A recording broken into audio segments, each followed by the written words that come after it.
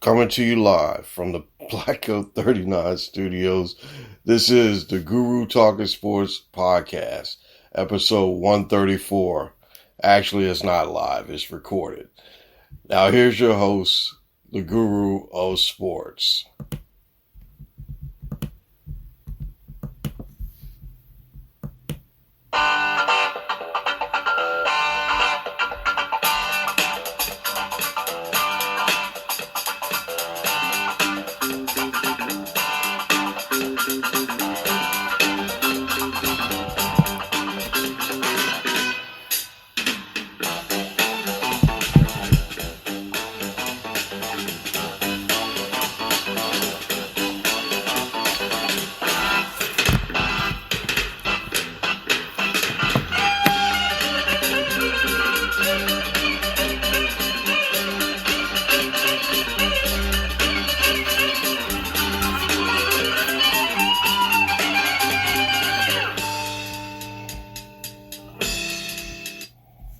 Hello, sports fans, and welcome.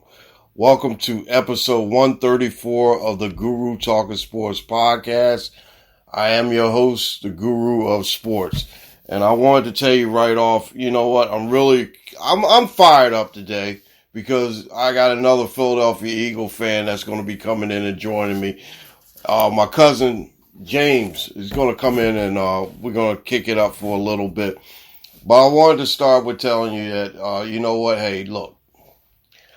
All these games in Major League Baseball right now are playoff games. And for the Mets, they held this lead in the NL East. And this is the only division right now that's not wrapped up. And it's not looking good for the Mets right now. They're in the top of the seventh, and they're down 4-2. So I don't know what's going on with the Mets. I just hope that they can get their act together. I'm really pulling for them because I would like to see them, succeed when they haven't been in the playoffs that often. Good, speaking of teams that haven't been in the playoffs that often, congratulations to the Seattle Mariners. They clinched their first playoff spot since 2001. It's been 21 years or so. So congratulations to them. All right, I'm not going to waste too much time because, like I said, I got my cousin waiting, and I don't want I definitely don't want to keep him hanging out there for a little bit. But I want to tell you guys this. First of all, we're thinking about all the people down in Florida, and I have my friend Mary Mack, she's down in Florida. My friend Rob is down in Florida. A couple other people. My cousin Damien, he's down in Florida. So, our thoughts and prayers are with everyone down there in Florida. And we know how it's been. It's been rough. And, I did get in touch with mostly everybody that I knew that I know that's down in Florida. And I want to, tell them that I'm thinking about them, and if there's anything that I can do to help you guys out, just where to find me, how to get in touch with me. So I just really appreciate that. All right, now let me go to the college wrap right quick. I have like 3 betting accounts, and you know what? I can't. It's hard to pick these damn winners. And especially when you pick Oklahoma to win and they lay a turd, they lost to Texas TCU 55-24. Florida State lose. I picked them. Wake Forest, they beat them 31-21. Texas A&M lose. I picked them to beat Mississippi State. They lost 42-24. Baylor lose. I picked them to beat Oklahoma State 36-25. These 4 teams. I'm not playing Oklahoma no more. I'm not playing Florida State, and I'm not playing Texas A&M. Baylor I can live with. Baylor I can definitely live with. They're not that bad, so I'm gonna go with Baylor. Ohio State, my Buckeyes, they rolled again. It wasn't no big deal. But I like Rutgers. Rutgers is a gritty little team. Maryland beat Michigan State, and I'm not sure what the hell's going on with Michigan State. They just fell off the map here.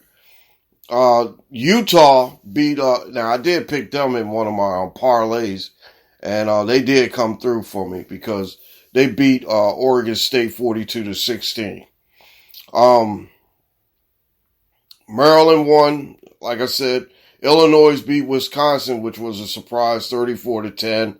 Ole Miss beat Kentucky. Now, I had Kentucky in the 7 points that they were giving me, and I would have won on that parlay if damn Oklahoma would have came through, So I don't know. It's just like I said, all these, and see, the only one account that I can play when I'm up in New York is my Caesars, because they want you to be in the area where you're playing at. So, I'm just upset with not playing, I'm definitely have to go ahead and look at some of these accounts and look at some of these plays that I have, because now I got a guy from work. Now he says that he's 100%, that he wins all the time. I don't know. I gotta check him out. See if he's, legit enough for me to, go through. But anyway, I've actually decided that I'm going to try to do the thing with, I'm going to have to listen to some of my other insiders and try to get some information from them. Because like I said, I can't, it's like hard to play a parlay, and then next thing you know, you go into Sunday when you have the NFL stuff on, and then you already, lost your parlay. I don't know. I'm getting, pretty upset with that. Now, I did take, there's, a couple NFL plays that I have on this parlay, but I'll talk about them, over on the next side, on the other side, when I have my cousin James in here. All right. What I'm going to do right now is just take me a brief, break. I'll be back, and, what we'll do is we'll talk some, news and notes, and definitely, we're going to get into the, Tua situation, and, I'm definitely going to, we'll talk about that stuff right now. But anyway, here's, my voice actress lady, and she's going to give us a break right quick. All right, that's the wrong cut. Actually, I got a couple new cuts for my for the podcast here. But like I said, I just, hey, you guys, give me a break. Give me a second. I'll be right back right after this. All right, we're back. Guru Talkin Sports Podcast, episode 134.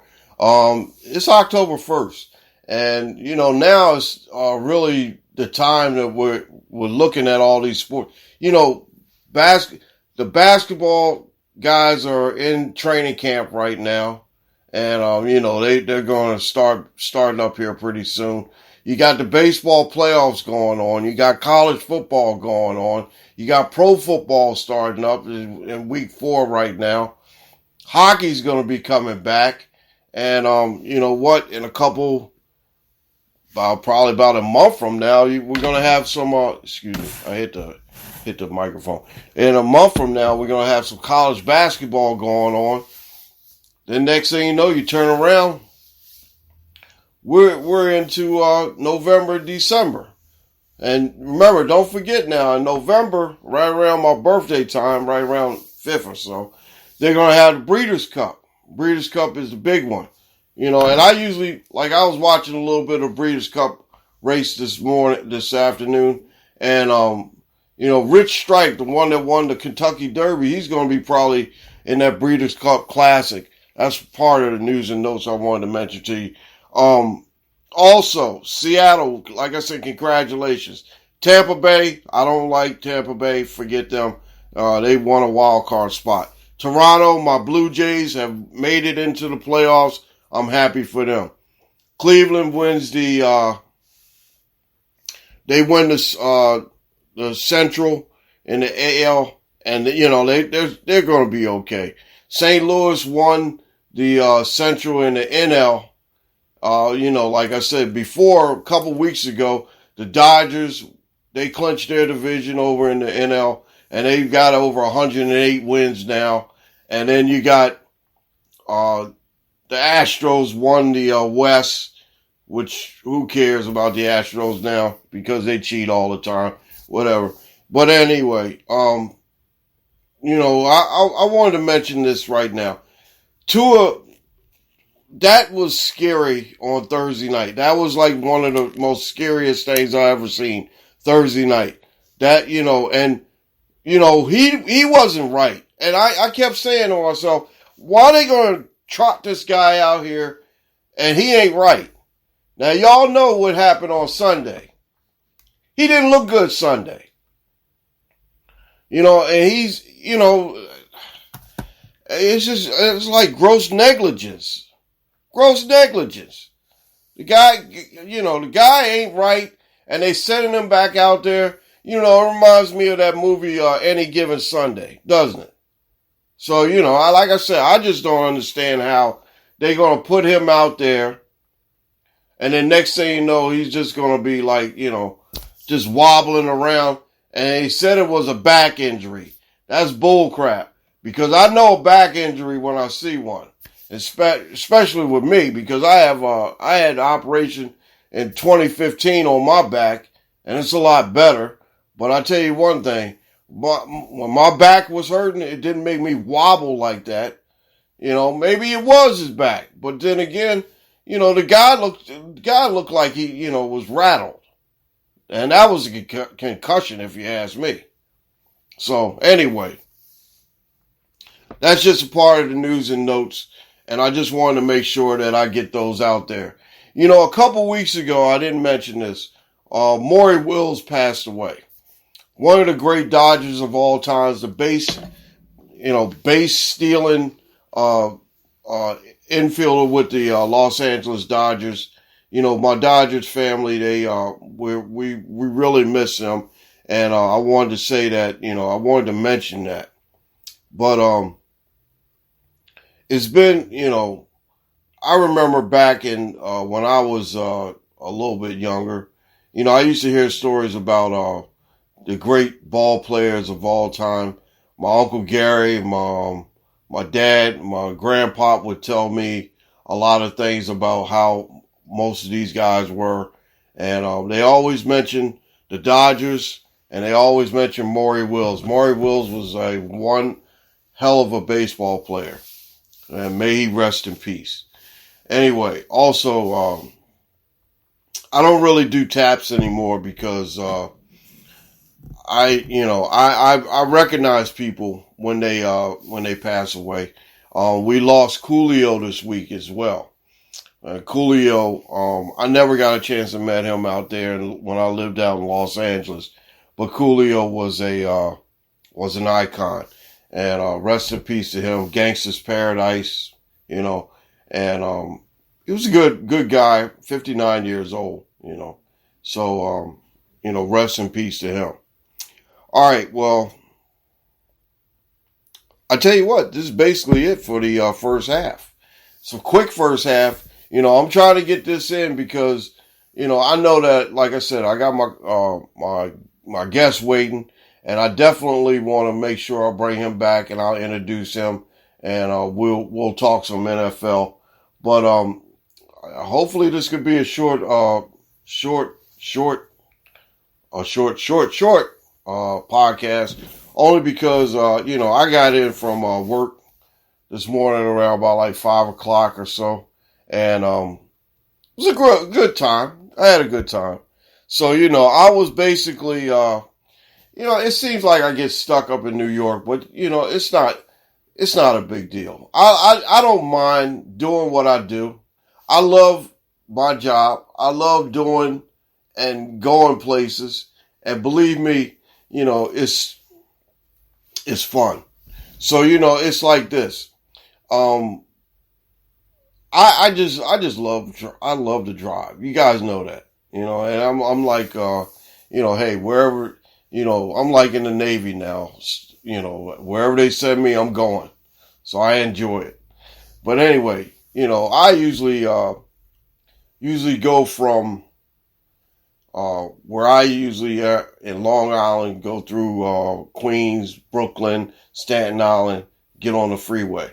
I made it out yesterday because actually there was a funeral procession for an EMT that got killed yesterday, and I was so glad that I made it out because they were shutting down the Long Island Freeway, Long Island Express, whatever it's called. And I just definitely wanted to get out of there before that. But like I said, it's a hell of a drive because you get to see the city, and I had like sometimes I could be sitting in traffic, and I basically have a shot. If I get a good shot of the city, I usually take it. It's like really, really nice looking. And, I really like New York. Been through there a couple times, and I've been to Yankee Stadium. I've never been to Citi Field. So I've been trying to get to Citi Field. One of my wishes is that next year I can be able to go to Citi Field, and I can be able to go down to Pittsburgh and see those two ballparks. But, I've been at a lot of other ballparks too. Been up to, I've seen the main three. I've been to the main three. I've been to Dodger Stadium, I've been to Fenway, and I've been to Wrigley Field. And also I've been to Comiskey Park, and that was in old Chicago, and south side of Chicago when I was in the Navy out there. Anyway, okay, so we're going to go to the break. And Goody, bring your ass in here. All right, Goody, that means that we're halftime right now.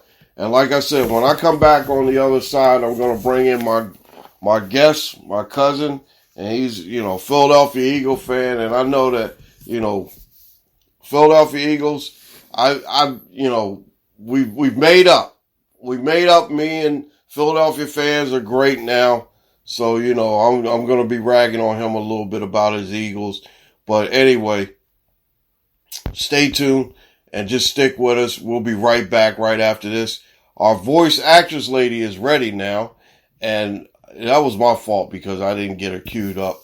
But anyway, she's right here and she has something to tell you guys right now. Take it away, voice actress lady. You're listening to the Guru Talking Sports podcast. All right, guys, we're back. Guru Talking Sports podcast, episode 134.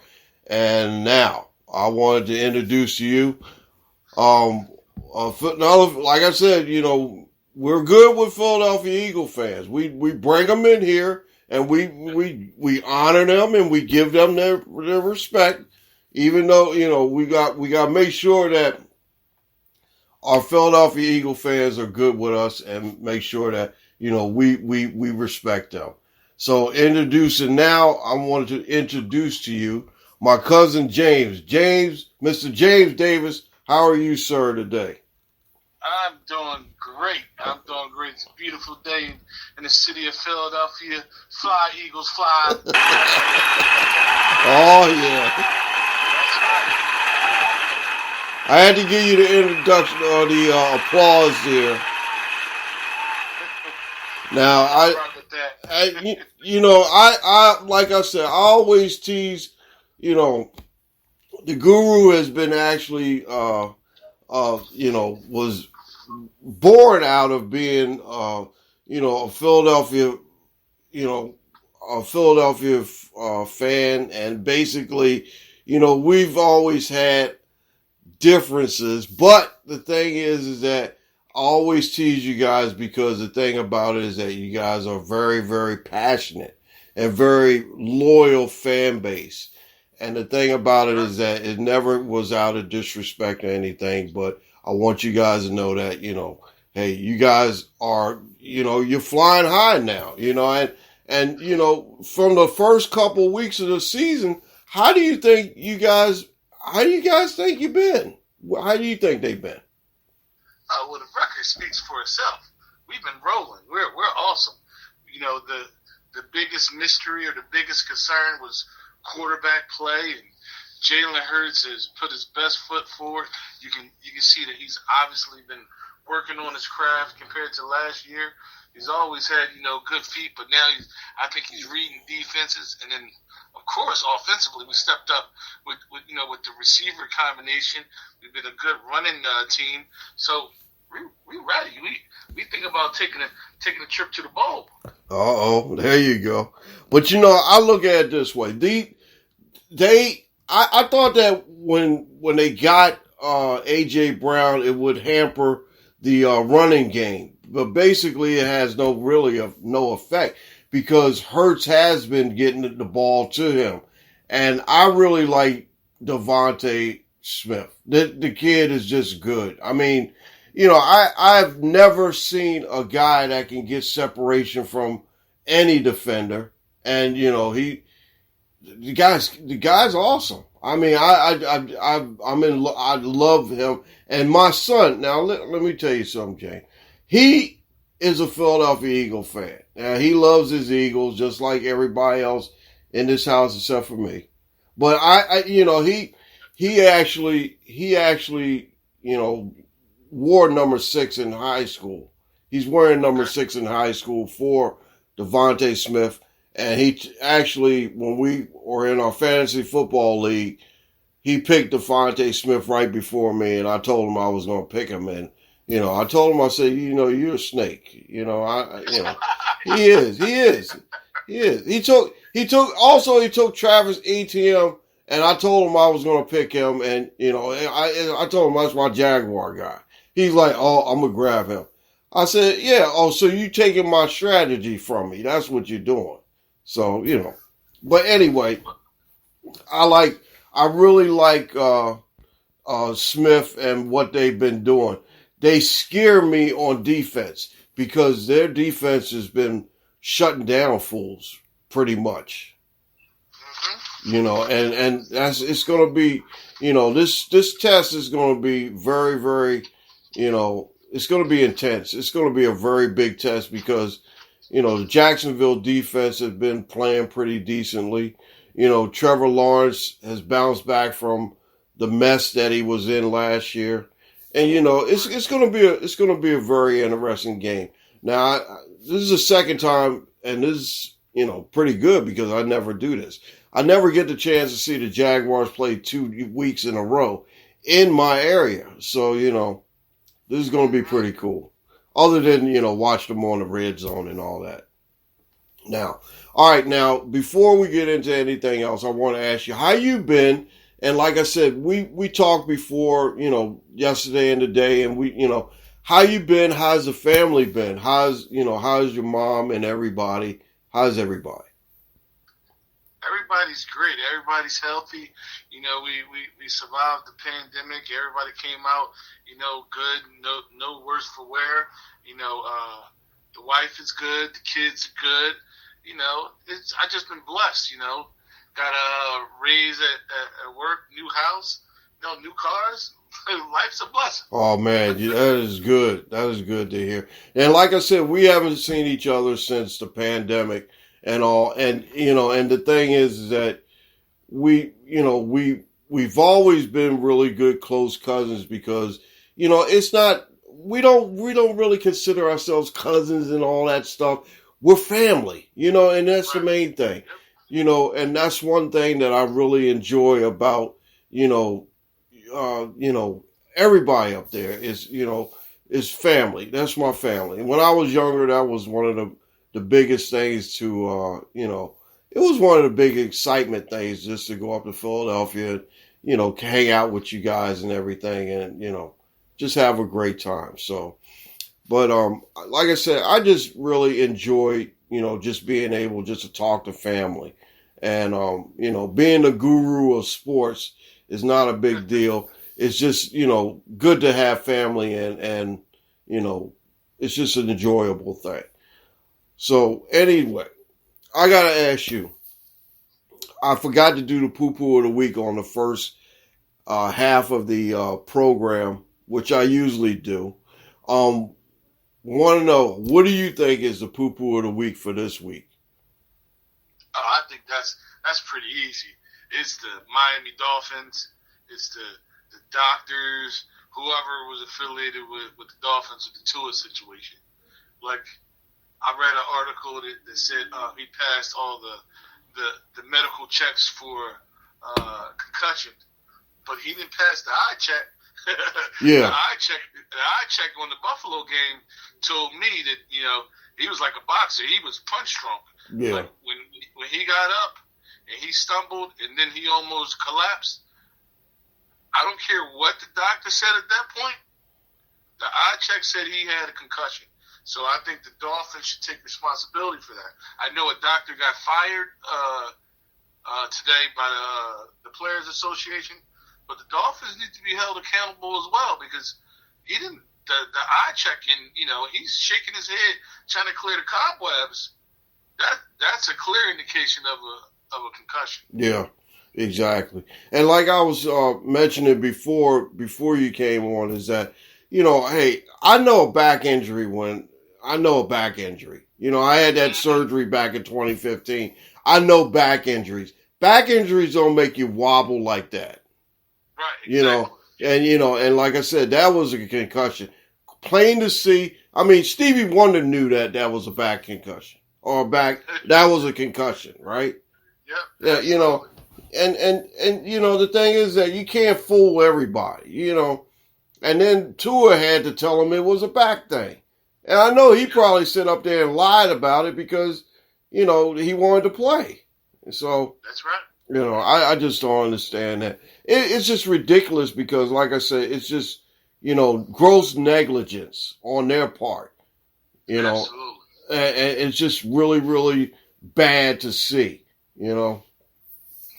But, I'm more or less, I just look at it this way. He could retire this year, and I wouldn't be surprised if he did.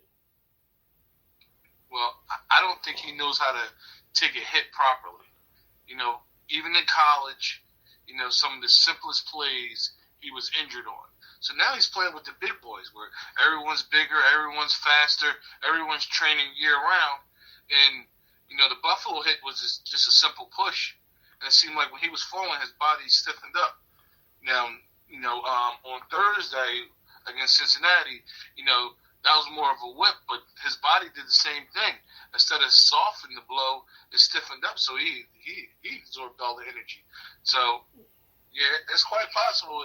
It's time for him to hang it up, but he's still only 24, 25 years old, so I don't think he's in a rush to to hang him up. Yeah, well, now if he did hang it up, I wouldn't be, surprised, because they had so many question marks about this kid. Was he a good player? I mean, he couldn't throw, and it just basically, I don't know. I think really his career has been really, questionable from the beginning, and they just didn't want to give this guy a chance. And now that he finally gets a chance, he got some good playmakers, Waddle and Hill and Edmonds, the backfield and everything like that. Now it's just looks like, he might not be able to, finish what he started. So, well, I think that was the added pressure. The added pressure to play was because he was, because he has a team, and there's been so many question marks and everything regarding his early career. He was a top 5 pick, so it's that pressure of being a top pick. It's the pressure of being in the Heisman race. It's the pressure coming from Alabama, and then finally, they invested a lot around him. Although they could have invested in the offensive line. Yeah. But they do have great position players, skilled position players. They do have Ty Hill. They do have Waddle. They do have Kaseki that they need to use more. And they do have, well, the run game is a little soft, but I'm quite sure, once they build the chemistry, that'll pop up. But, yeah, he's under a lot of scrutiny. And, I mean, my personal opinion is he's not showing the it factor, but he's still young. He could be a great game manager. They're throwing the quick passes to get it to the talent that's on the team. So, I'm going to wait and see. Let's see what the kid has now. But, I'm partial to Jalen Hurts. He's no Jalen Hurts. I didn't see the jump from previous seasons to this season, even though, they're winning now. I don't think it's, because of him. I just think he's been managing the games a lot better, even though he put up ridiculous stats in that Baltimore game. Yeah, exactly. So, I look at it this way. I just hope that he can recover. And like his coach said, that there's no timetable for him to return. So, we have to see what's going to be happening with him. Teddy Bridgewater came in and he played, and he's basically going to take over the team. And I think that, Teddy Bridgewater is a good player, and, it seems like he's been through something similar. So, we got to see how it falls out with him. So, all right. So I tell you what, we're going to take a break right quick, and, then we're going to go in here and do these NFL picks of the week. How you looking on time? I'm good for time. I'm great. No problem at all. All right. I tell you what, guys, you hang on a second. We'll be right back right after this. And I don't think the voice actress lady is working today. So I'll just go ahead and say we'll be right back right after this. Hang tight. We're episode 134 of the Guru Talkin Sports podcast. Hold on a second. We'll be right back. All right, guys, we're back. Episode 134 of the Guru Talkin Sports podcast. I'm here with my cousin James, and we're sitting here. We were talking about Tua and the situation that he was facing. And now I think we're going to try to get into these NFL picks. How about it? How does it sound, cuz? That sounds like a plan to me. I've been eagerly anticipating and waiting for this. Oh, man. I know you're a Jag fan, so I'm waiting to get to that. All right, well, I tell you what, I'm going to take it easy on you.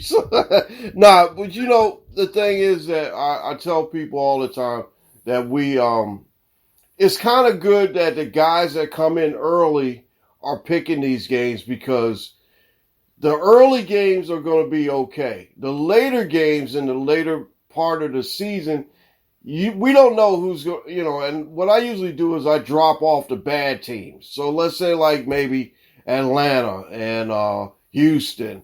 They won't be, who needs to pick Houston games and Atlanta games and all that stuff? Now, unless you got some money on them, you know what I'm saying? So, right. But like I said, now with the full schedules and plus no buys right now. I think, when does this buy start? Next week? Yeah, I think week 6 is the first buy, if I'm not mistaken. Okay, somewhere around in there. Yeah, week 6, that'll be cool. Because like me, I usually try to get my all my bets in and see all the things. And and I meant to tell you this. I've just not really hitting on my bets, man. I mean, it's like I got these two accounts. I got a Caesars account and I got another account, and it's like every week I'm hitting on maybe all my colleges, but there's one team that'll actually knock me out before I even go into Sunday with my two, NFL picks, So I'm like, huh? Well, you know who it, now, guess who it was this week? It was Oklahoma. Oklahoma. They screwed me again. I'm like, gosh, man, what the hell is? I'm not picking Oklahoma no more. You said Notre Dame. You like Notre Dame? Yeah. Wow. You like Notre Dame? No, I don't. But I will admit that I'm a Penn State guy. Yeah. But I like the U, and they broke my heart when they lost Middle Tennessee. Oh. Yeah. Did you see that kid Chisholm? I'm like, where the hell they find that guy at? Yeah. Oh my. I mean, it's a lot of talent around in college football. So finally we get to see it. Yeah, you know what? The smaller schools, we don't get a chance to see them, but yet still, you're right. That Chisholm guy, I was like, I bet on Miami too. I had money on Miami, and I was like, oh, great. I was like, what the hell is this? Yeah. Now let me see. Now you say you're a Penn State guy. Now you know I'm an Ohio State guy, right? Oh, see, how was you raised? Who raised you? Oh man, I've always been an Ohio State guy, and Ohio State is it's a long story, but a friend of my dad's was Jim Parker, the Hall of Fame guard from Ohio State University, played for the Baltimore Colts.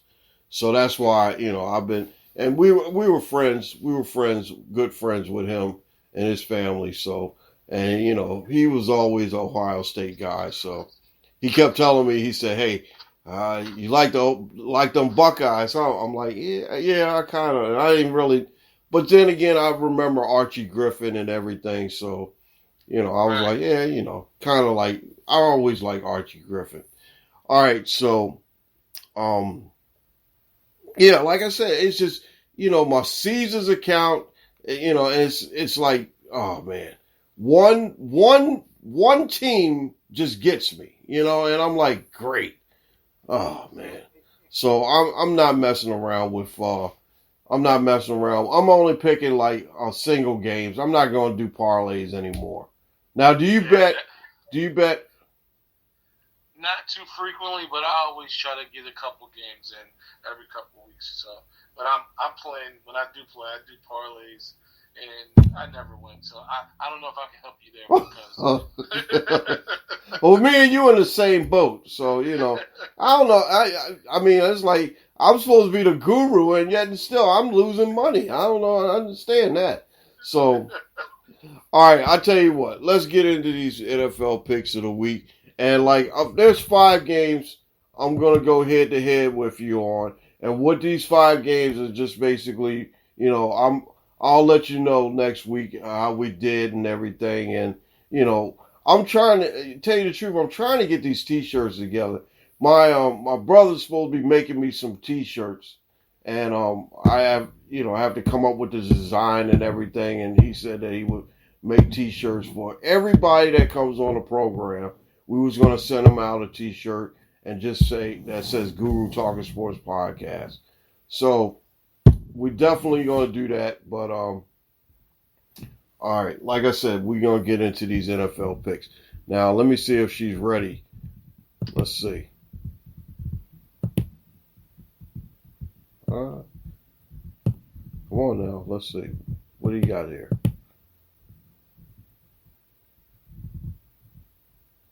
All right, she ain't working today. Anyway, I don't know why, but I don't know, our computer's probably freezing up a little bit or whatever. But I tell you what we're going to do is we're going to go to the NFL picks of the week, and here we're going to start with Kansas City. Oh, you know what? I meant to tell you. There's a game that's like 9:00 in the morning, right? Yeah, that's the Europe game. Yeah, the London game. That's the Saints versus Minnesota. Now, I think I'm going to try to go to bed early, but then again, I've been sleeping all day because of, coming home and stuff like that this morning. I'm definitely going to try to get to watch that game. That's going to be, that Minnesota is 1 point favorite over New Orleans in London. Who do you like in that game? That's an easy pick. That's an easy pick. I like Minnesota in that game. Jameis Winston's not playing. Thomas is banged up. The defense hasn't shown the teeth that they've had last year. Minnesota's coming off I want to say a good emotional win over Detroit Lions where they had to come back. Only issue is they need to get their run game going. But with the way the Saints are playing defense and that pathetic offense, I got to go with the Vikings on this one. Yeah, I agree too. Dalvin Cook has been banged up, and I know they've been bringing in their Madison and the other guy that they have, and New Orleans don't look too hot. But I do like Chris Olave. Olave, like we mentioned, Thomas is banged up, so Chris Olave is going to get a lot of action. And I wanted to tell you this. Now, my son wanted to trade me. He wanted to trade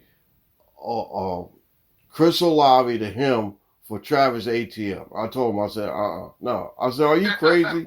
I said, are you crazy? Now you're gonna take my favorite player, and then you're gonna try to take my Ohio State guy. I said, get out of here. You crazy. Anyway, no, I'm definitely gonna go with Minnesota on that one. But the other game that I'm looking at is Cleveland is a 2.5-point favorite in Atlanta. Who do you like in that game? That's actually a tougher game to pick. The highly touted Browns defense is all banged up. Yeah. Their secondary is looking suspect. Clowney and Garrett's not playing. I think the strength of the team is the offense, going into this week. But Atlanta has showed a pretty explosive offense as well. But I think it's going to be like two terrible defenses going at it. But I will put my money on Cleveland. Yeah. That run game, I think is going to control the ball, control the clock, and I don't think Atlanta can stop it. I agree with you on that. Atlanta, hasn't been too bad. I mean, they've shown up a couple times. I still don't understand how Marcus Mariota is bringing that team in there, but he's been doing pretty good. But I got my man Nick Chubb. Nick Chubb is my favorite player in the NFL right now. I like Nick Chubb, and he's a beast running the ball. So I think I agree with you on that one. Atlanta has no chance. I think Cleveland can pull out, probably can win by about 4 or 5 points. I give them 4 or 5 points on that one. All right, I know that you like these two teams. Washington is going to Dallas, and Dallas is a 5-point favorite. Jerry Jones and his crazy ass. He said that this week that he said he wanted to coach. He bought a team because he wanted to coach it. Jerry Jones is crazy. I wish he was. I wish he would coach. Yeah, I know. He's like ridiculous. All right, who do you like in this game? I know you don't really like these teams, but who do you think is going to win this game? Well, the best thing I can say is my heart's with Washington because we just beat them. So I would hope that they would get the win. But my head's telling me that Dallas is just defensively just too tough. With Penn State alum Parsons coming off that corner like a new age Lawrence Taylor, and then they have Lawrence on the other side who's coming off a 3-sack game. Diggs in the secondary. Their safety Wilson is playing at Pro Bowl level. I mean, if I'm putting Carson Wentz against that defense, yeah. If I'm a betting man, I'm going with the Cowboys. And I never thought I'd ever say that. But yeah, I think the Cowboys are going to win easily. Now I agree with you because I have no faith in Carson Wentz at all, and I just don't understand how to. Now listen to this. I don't know how the Jaguars lost to Washington in that first game, the first game of the season. And Carson Wentz is just, jeez. He's like, I mean, it's like I never seen a quarterback that has so much potential and just so bad, just been so bad. But you know what? I think after that injury, when he in 2017 when he played for the Eagles, that messed him up for for the rest of the time. And another thing too is that you have to baby this guy. So I'm not gonna. I don't like babies. I only like babies like my dogs and my children or whatever. But so I definitely gonna go with Dallas on that one. Seattle is going to Detroit, and Detroit's a 1-point favorite. Do you think Detroit has a chance in this game? Oh, absolutely. I like Detroit. Detroit has a bunch of dogs on their team, and it starts with their coach. I just think he just brings the energy. He brings a hard-nosed mentality to the Lions. And if you look back at this season, I know last week they kind of gave it up at the end, but I like their toughness. I like their grit. I know they're banged up. I know they're going to be without Swift. They're going to be without St. Brown, and I just heard they're going to be up. I'm not going to have DJ Chark as well. But I like their toughness. But with that being said, too many injuries, and toughness can only give you like moral victories. Geno Smith surprisingly has been rock solid for Seattle. I know they don't have a lot to show for it, but if there's ever a week where they can get the run game going and get a little play action, throwing it deep to DK Metcalf, this is the week. So I'm going with Seattle. All right. Now, I'm going to go with Detroit on this one only because I still think that, Detroit I think is a little bit better team. You're right with Geno Smith, and, they really got to get Metcalf involved, and they really have to do something. Now, they have that the little running back they had, not Carson. Who's he? Yeah. He should be able to get some yardage. I still like Detroit in this one. I think Detroit is still fighting good, and they're at home, so I think that Detroit can win this game. All right, so we're gonna go to this one here. This is a pretty decent game.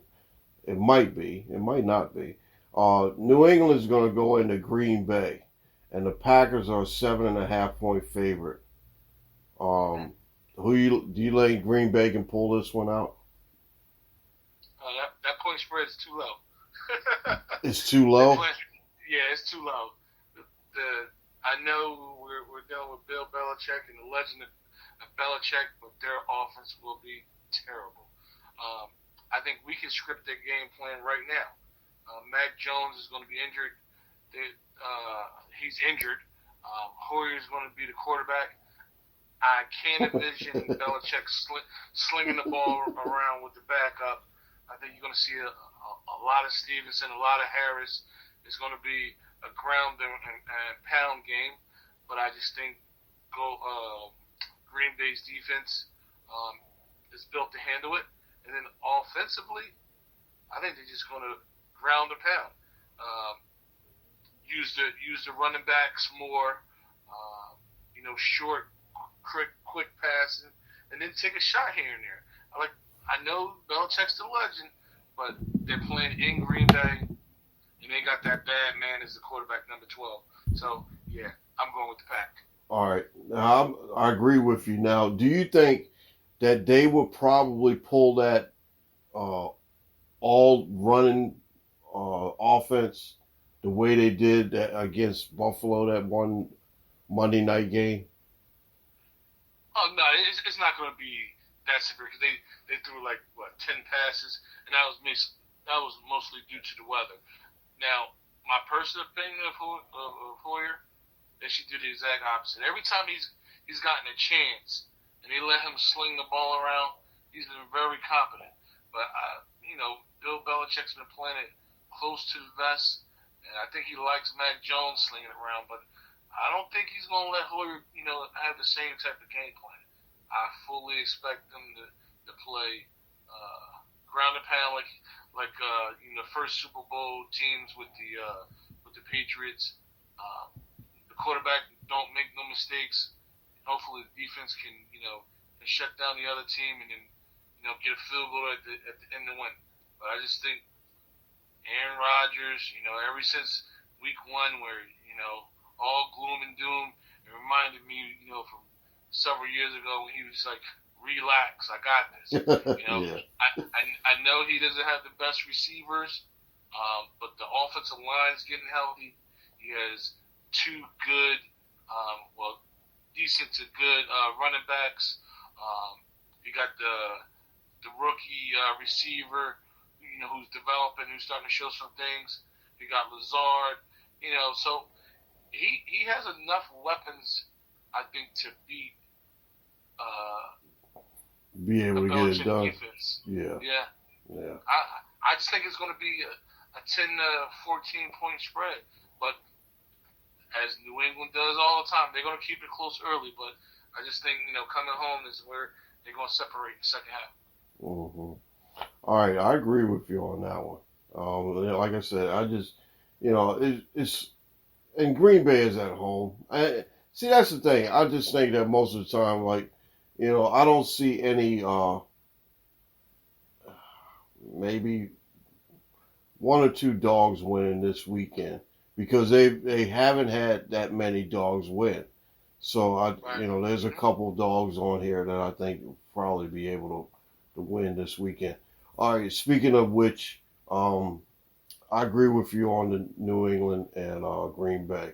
The Rams are 1.5 point underdog to the 49ers. Now, this is the one that I was telling you.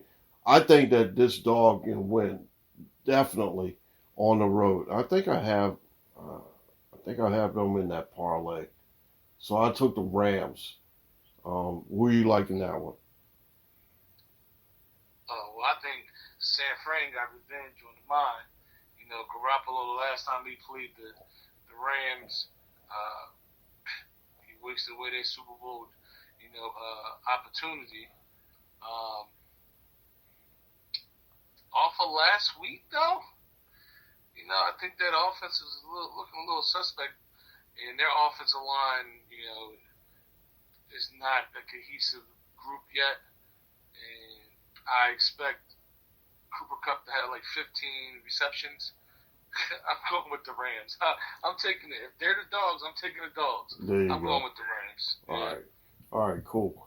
Like I said, it's just, I don't know, the 49ers is just, I mean, that game on, Monday night was just pathetic. That was pathetic. Even Russell Wilson looked bad. I mean, it's just, it's just. Now, speaking of which, Denver is coming into into Las Vegas, and I do like the Raiders too. And I don't know why, but the Raiders are actually a 1.5 point favorite. Who do you like in this game?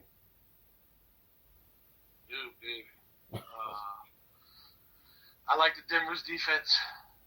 Denver's defense has been playing really, really well. They're the reason why they have the 2 wins. But in Denver, they say in Russ, we trust. Well, I don't trust them. I don't trust them. But the black and silver need to step it up.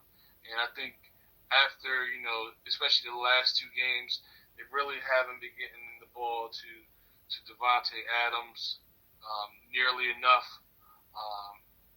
He's their best playmaker, second to none. That's what they need to do. They need to get the playmakers involved. They need to get Adams involved. They need to get Waller involved. And if I think Jacobs is playing, they need to run the ball.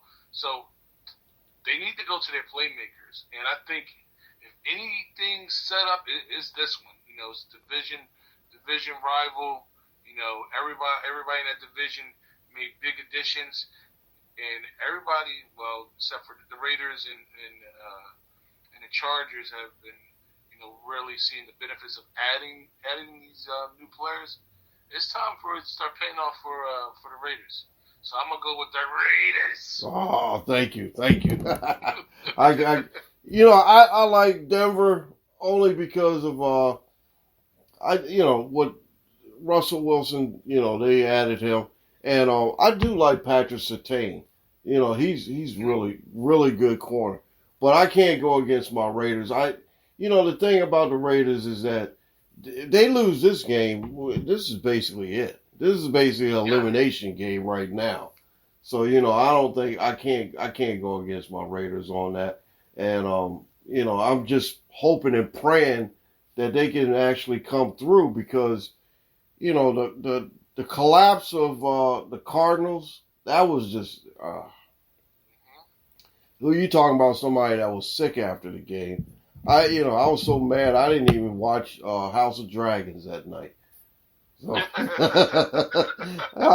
I'm serious. I didn't even watch House of Dragons. I was so mad. My wife said, "What did you?" I was like, I'm going to bed. I'm tired. I've been sitting up here all day watching this crap." So anyway, I'm definitely hopefully go with the Raiders. Now, here's a good game. And see, some of these games I didn't really touch because they were just too close for me. This one is Buffalo is a 3-point favorite over Baltimore coming into Baltimore. Who do you like in that one? Do you think Baltimore has a chance? Ooh, I love this matchup because I like Buffalo, but they're banged up. I like Baltimore, but they've always been known as a defensive team, and their defense has been letting them down.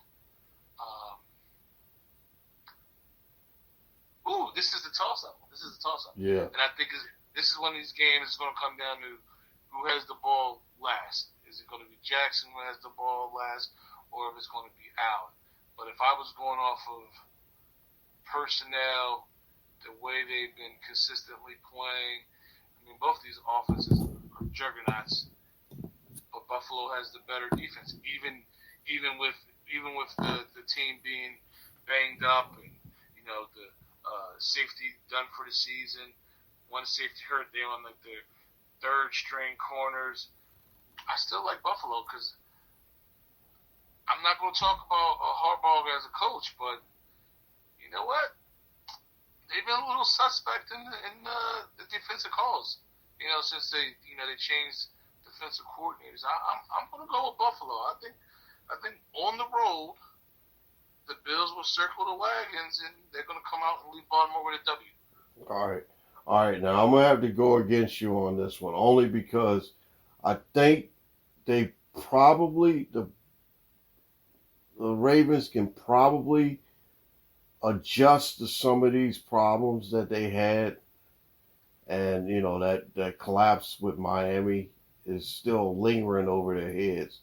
And a lot of, I've talked to a lot of people down in Baltimore, Dad and, a couple guys down there, Uncle and everything.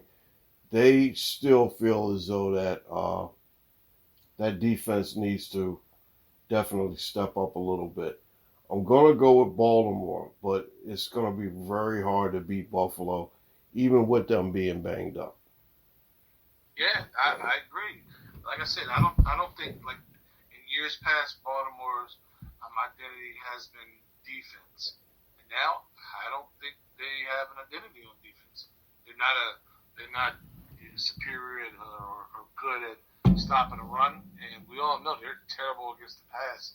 So I think it's just going to be a good old shootout.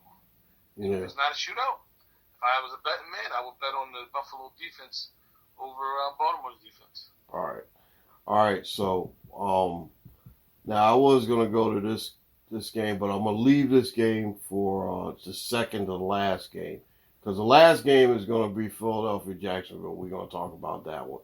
All right. So I'm gonna go to this one here. Tennessee and Indianapolis. The two polished turds of the AFC South. I got that from one of the first guy that we had on this season, and he dropped that one in where he said polished turds, and I'm like, gosh, that was a good one. And he's from the South, so it's like they have a lot of good sayings down there. So I think that I had to pick up on a couple. All right. I tell you what, I'm gonna go with Indy in this one because I don't see Tennessee, even though they won last week, they beat the Raiders. I still think Indianapolis is probably a little bit better than what a lot of people think. I mean, Kansas City, they beat Kansas City, and surprisingly, and I still picked Indianapolis to win that division, even though I'm a Jacksonville fan. I actually didn't think that Jacksonville had a chance. To tell you the truth. So I'm gonna go with Indy in that one. Who do you like in that one? You're right, polished turds. I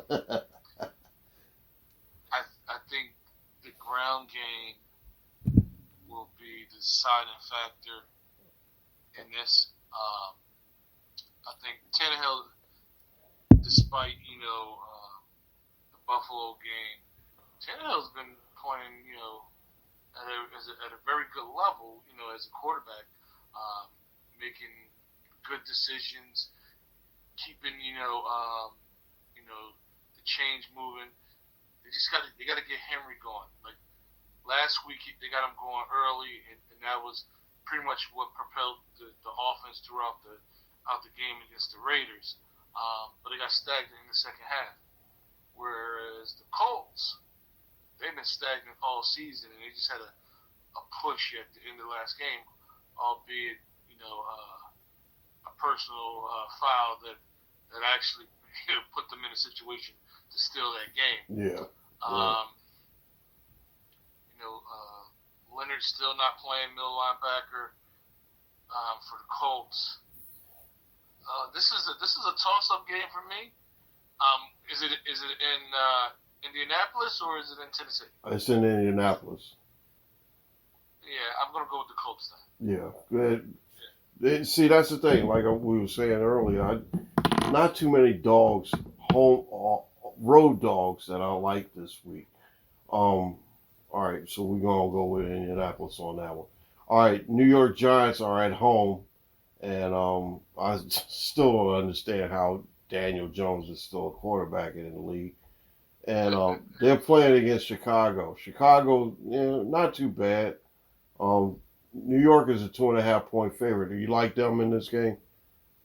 I absolutely do like them in this game. Barkley's back, baby. We are Penn State. They're back. Barkley's back. And actually, Daniel Jones hasn't been playing terrible. This is probably so far is like his second kind of best season. Problem is they don't have any playmakers on outside. Shepard went down. Yeah. Tony hasn't been playing. I don't even know. Their top receiver name is like what, Ricky James Jr. Like who's that guy? Where's Galladay? Where's Galladay? So but even with that being said, I have no faith in anything over in Chicago. They might get their running game going, but Montgomery's hurt. I know they're gonna have Herbert as the running back. So Fields, he hasn't impressed me at all. Even after the first game in the monsoon, you were talking about fantasy. I drafted Mooney, and I think after like the first 3 weeks, he has like maybe 10 total points in 3 games. Wow. Like, yeah, I'm not up on their passing game. The only thing they can do is run the ball. The Giants are home. Their defense is solid. If they get a little bit of a pass rush tomorrow, I think it'll be an easy one. I'm gonna go with the Giants. You know what? I hate to say this, but I don't know. Is Justin Fields, a good NFL quarterback? I like him because he's a Buckeye. But the thing about it is that he could. I mean, he could be suffering from that Tebow effect. You know what I'm saying? I hate to say this, but I see, and he's like last in the NFL in passing, and he's not really that good. And yeah, I did draft. I took Montgomery in a trade, but yet and still, I didn't lose anything because I gave up Miko Hardin or whatever his name is for Kansas City. So, it's like, I don't know. The Giants might be able to do something, but, it's like Tony. Where's Tony? Where is Tony now that Sharp is hurt and Galladay is just, I don't know about Galladay. They gave him all that money and he's just a waste of time. But Barkley is back. He's doing pretty good. And like you said, you got burned with Moody. I got burned with Montgomery. So I think the Giants will probably win that game as well. So as for Fields, different coach, and it just takes a little bit of time because you look at the college offense. Even though they try to bring some of that to the NFL, the athletes are just superior in the NFL. Yeah. This is their job. It's their livelihood. So the defensive linemen are bigger and faster. Those RPOs. Guess what? The linebackers are dropping the spots that it's going to take a little bit of time. I refer back to Jalen Hurts. Like it takes a little bit of time to get adjusted to the speed and they weren't reading defenses in college. You look at the receivers they had, the receiving core they had. All their receivers are first round draft picks. So it was no fitting the ball into a tight window. The receivers were 3, 4, 10 yards past the defender. So it's going to take a little bit of time for him to understand. So I'll give him another year or so, and then we'll see if he's an NFL quarterback. Yeah, I hope so because like I was saying, and I hate to have this thought come across my mind. It's like the Tebow effect. He's good in college, but not good in the NFL. And I just, you're right. I mean, we have to give him another year or so just to see how it goes. But like I said, I'm just, kind of worried. And I just like, just hopefully that's not the sense of, where I'm going with this. Because like I said, I think Fields is a good player. I mean, I really like him as a quarterback. I mean, he did hell of a job in Ohio State, but yet and still, you're right. You don't read defenses the way you do in college, and this is a different game, and the speed is a little bit more faster. But like I said, with him being the last in passing and everything, it just kind of worried me. But he should be okay, like you said. Now let me go to the next game. The Jets are they're a 3.5-point dog to Pittsburgh. Pittsburgh is at home. And who you like in this one? Yeah, this is one of those weird games. I keep waiting for Pittsburgh to turn into Pittsburgh. Yeah. I'm still waiting. This is the 4th game of the season, and they look completely different. With Watt being hurt, the defense isn't the steel curtain or any kind of version of the steel curtain. Is like open blinds. Yeah. I call it the defense open blinds, and their offense is terrible. Mitchell Trubisky, I don't know what he's doing. He's too tentative throwing the ball. The offensive coordinator with the play calling. So who knows with that? On the Jets side, I mean they have some young talent, but I think Wilson's playing this week. Yeah. So this will be his first game of the season. You don't know what to expect from him, but they do have some playmakers. I was hoping that they get the ball to Breece Hall a little bit more. Yeah. Get the ball to Wilson.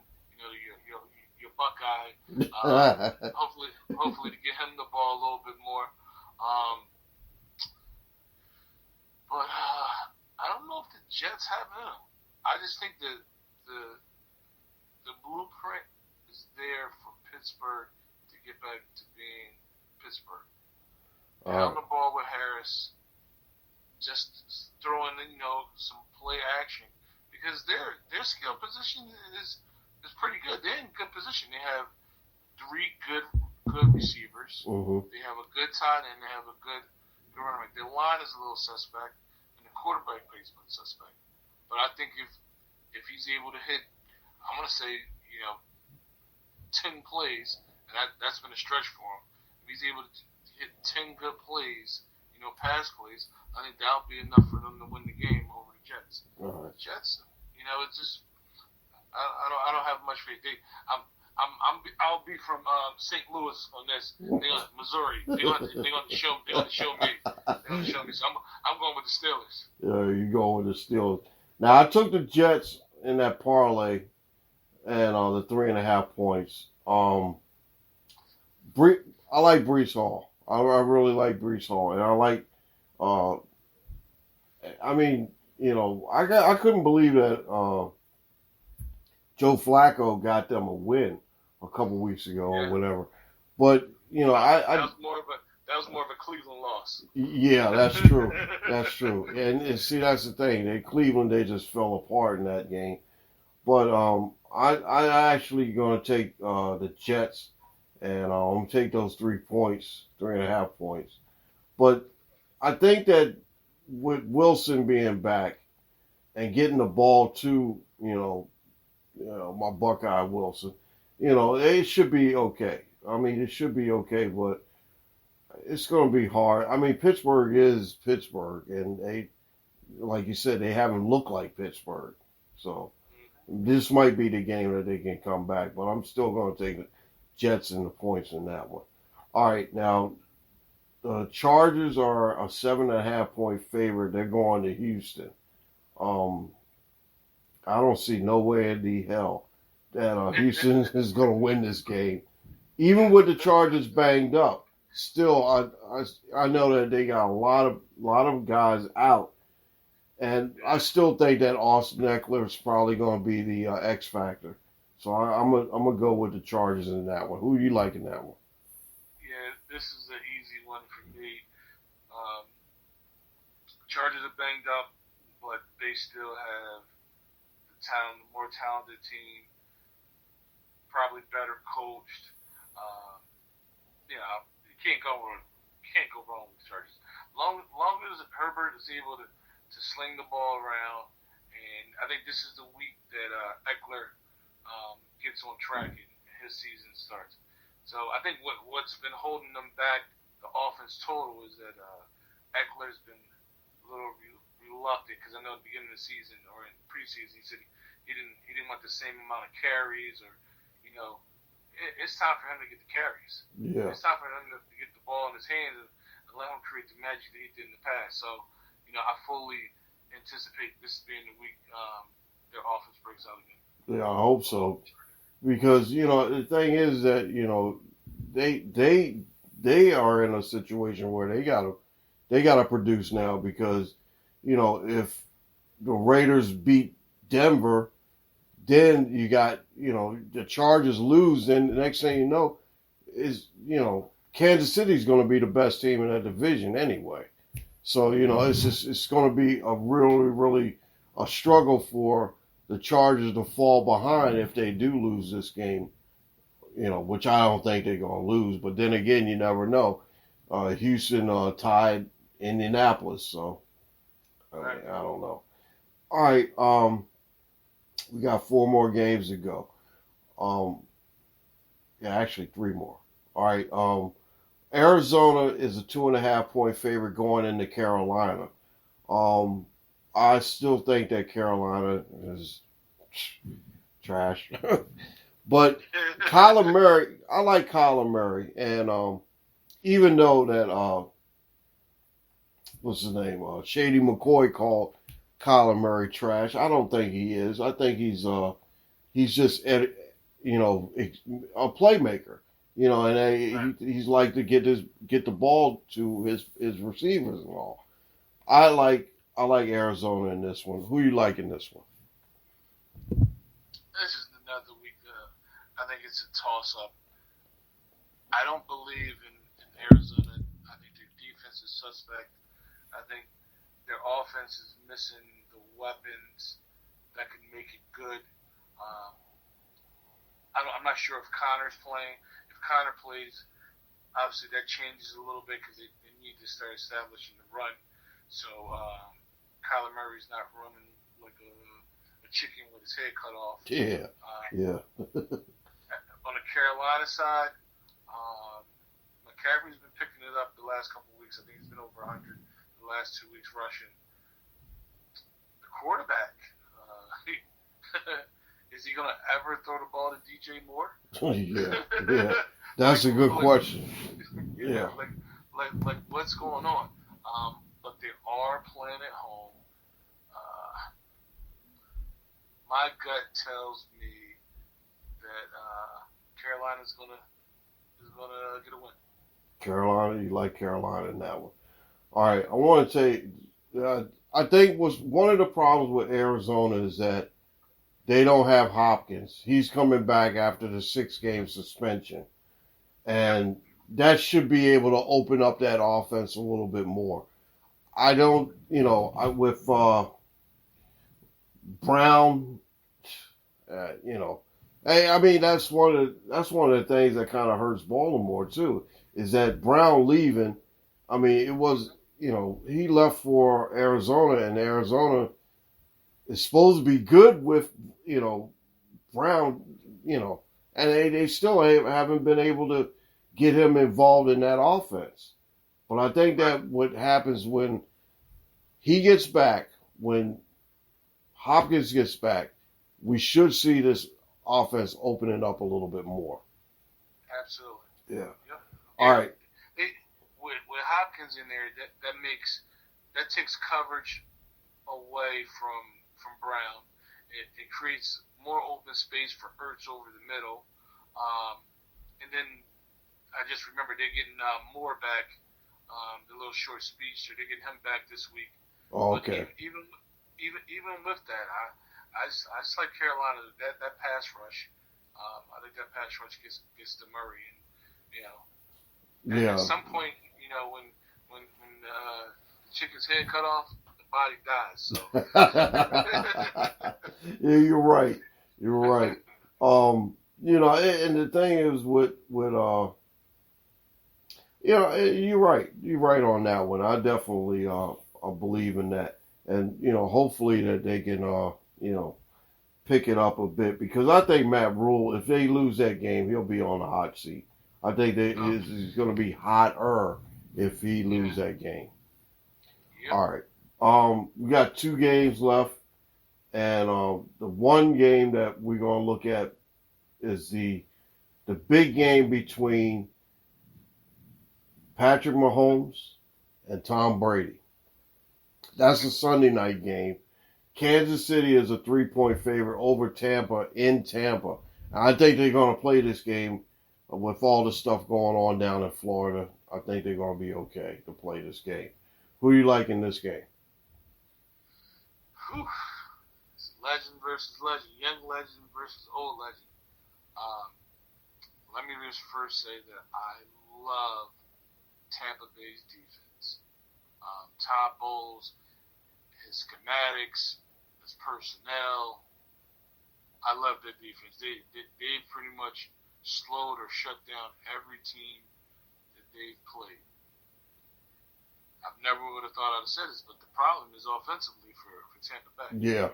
I kind of think that me and you could put on Tampa Bay jerseys and play receiver. Yeah.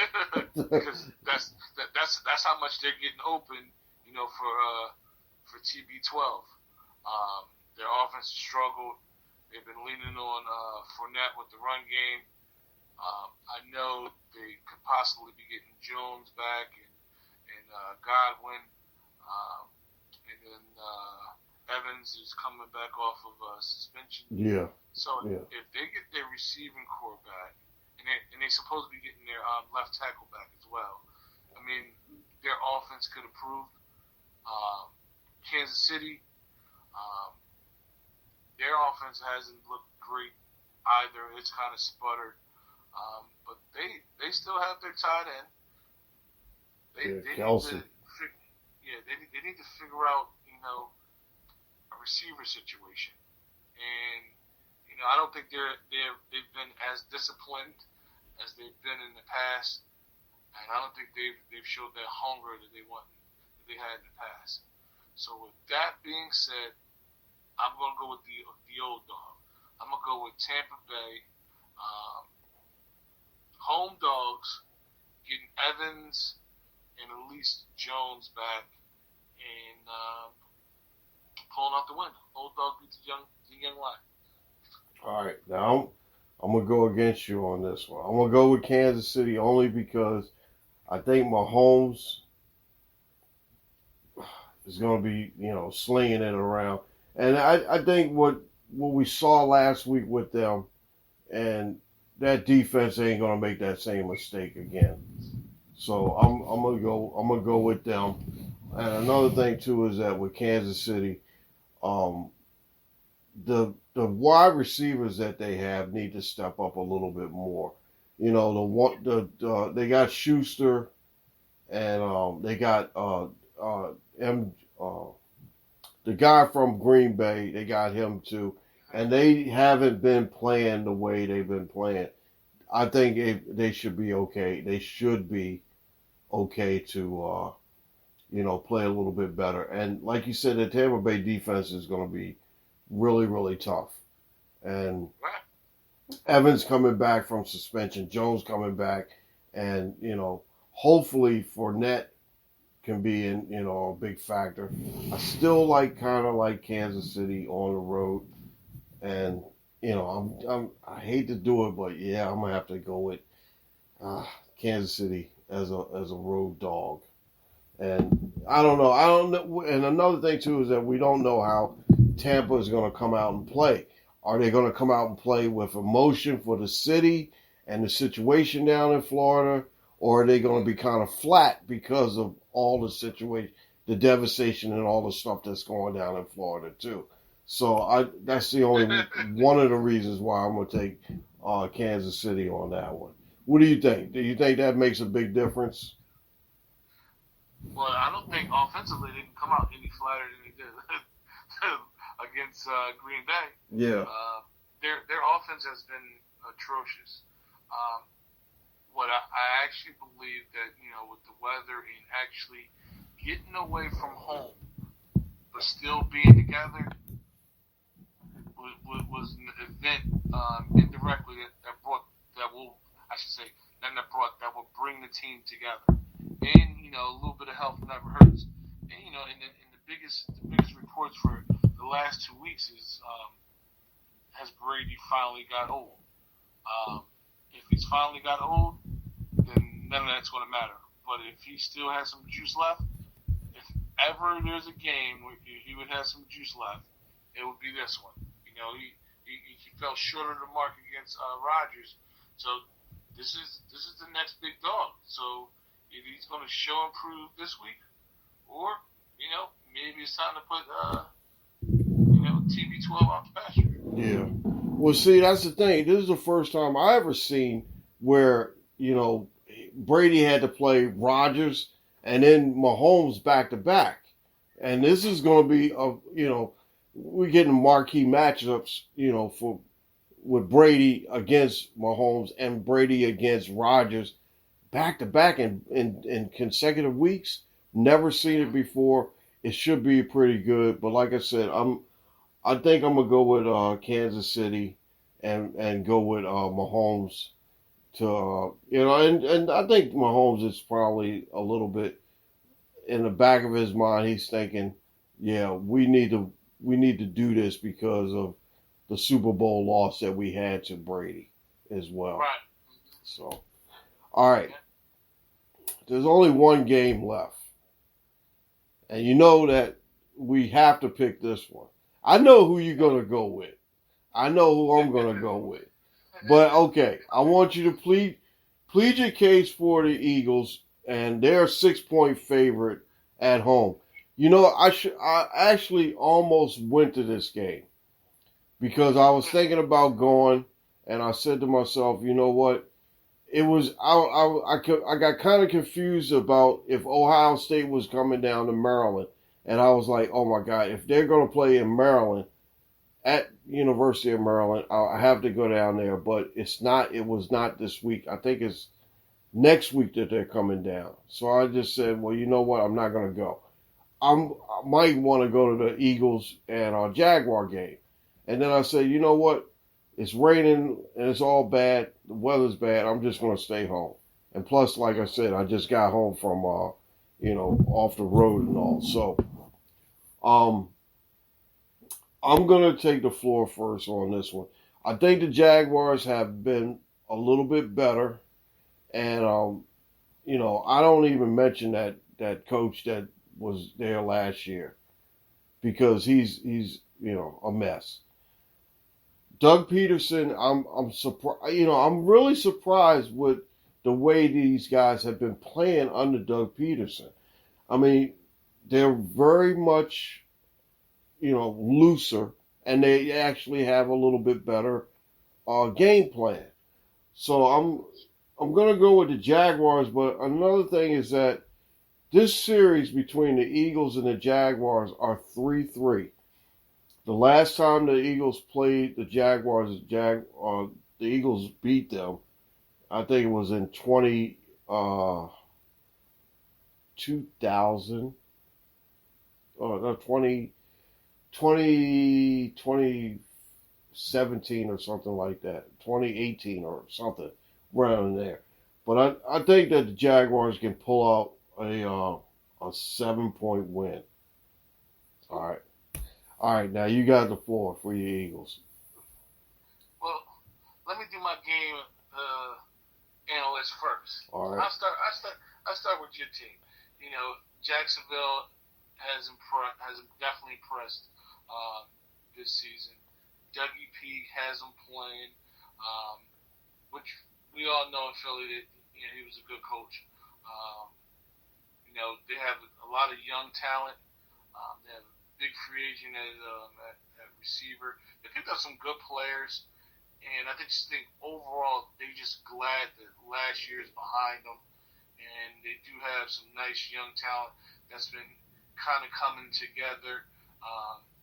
Love the defensive coordinator Caldwell, mind you. I believe he's an old Eagles linebacker from yesteryear, but brings the same type of defensive philosophy as Todd Bowles.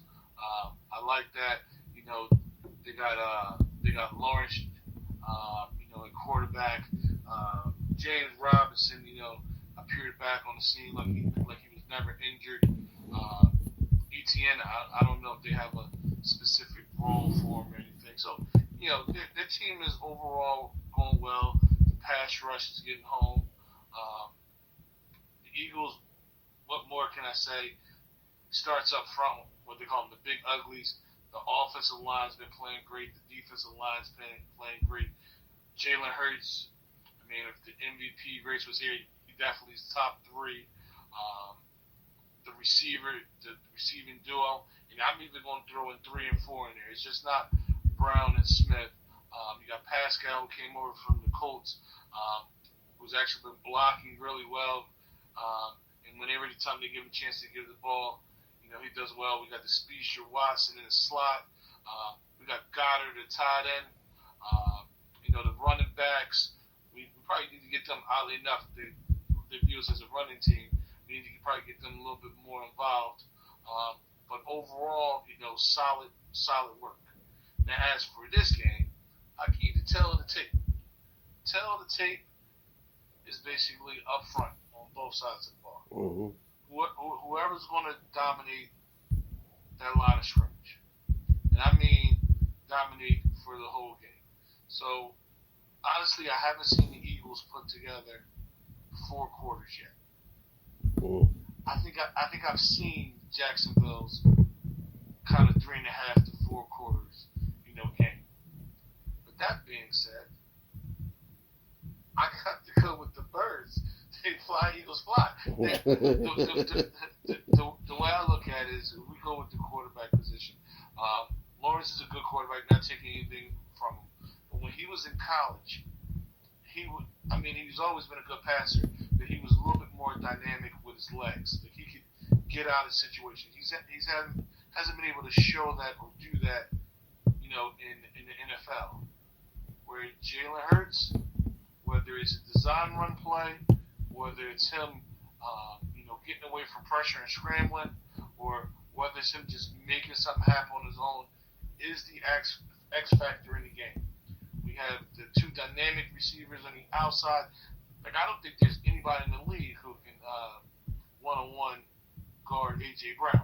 Not because he's too big, not because he's too fast, but it's that total combination and that body control that he allows to put that big body on him and box him out. And then we got, I call him the excellence of execution on the other side. Smith will route you any and every day of the week in the slot. We got speed in the slot. We got size in the slot. For the Jaguars, the X factor is Kirk. And I think he plays in the slot. Maddox is hurt. I think what the Eagles are going to do is they're going to take Gardner Johnson, put him in the slot, put another safety there to kind of neutralize that.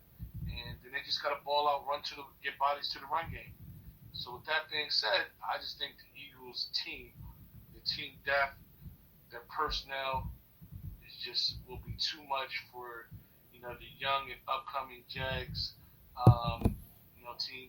And plus, Doug Peterson is going to bungle time management. We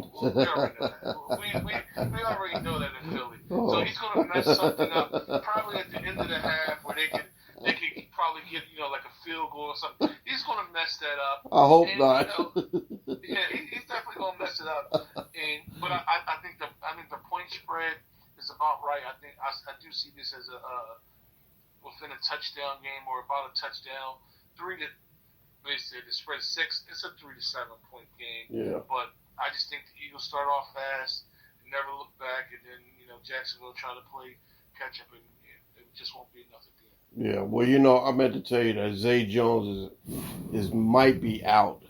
Zay Jones might be out, so that's going to be a factor for Jacksonville's offense. Zay Jones. Zay Jones.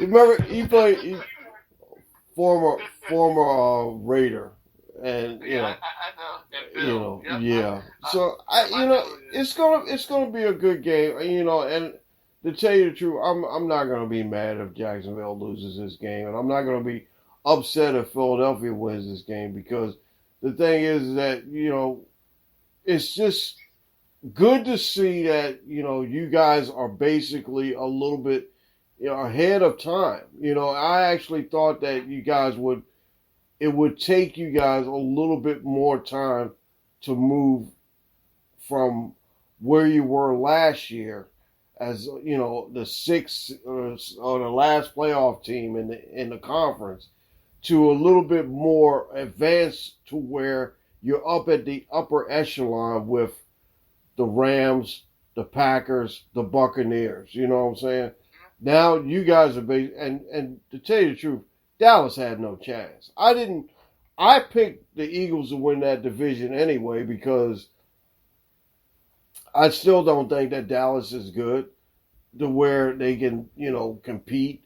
And Washington, I never thought they had anything. And the Giants, surprisingly, are good, but like I said, I think that Philadelphia was the best team in that division, no matter what. I didn't pick Jacksonville to win the AFC South. It was funny because like the first week, when me and Dante and Caden Guru, we all were sitting there with our guests, and I picked Jacksonville to come in third, and behind Indianapolis and Tennessee. I never saw this. I mean, even if, let's say, like, if they do eke out a win tomorrow, this will be a surprise to me, because I only picked Jacksonville to win 4 games, and now they're basically 2 ahead of the curve. They're two. I'm looking at the schedule. I'm like, who they going to beat?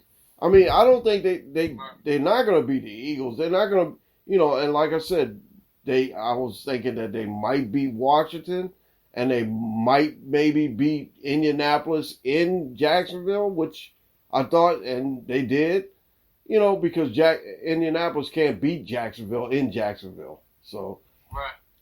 But like I said, I was looking at, where's the other wins? Maybe Houston, but see, Houston had their number last year, beat them twice.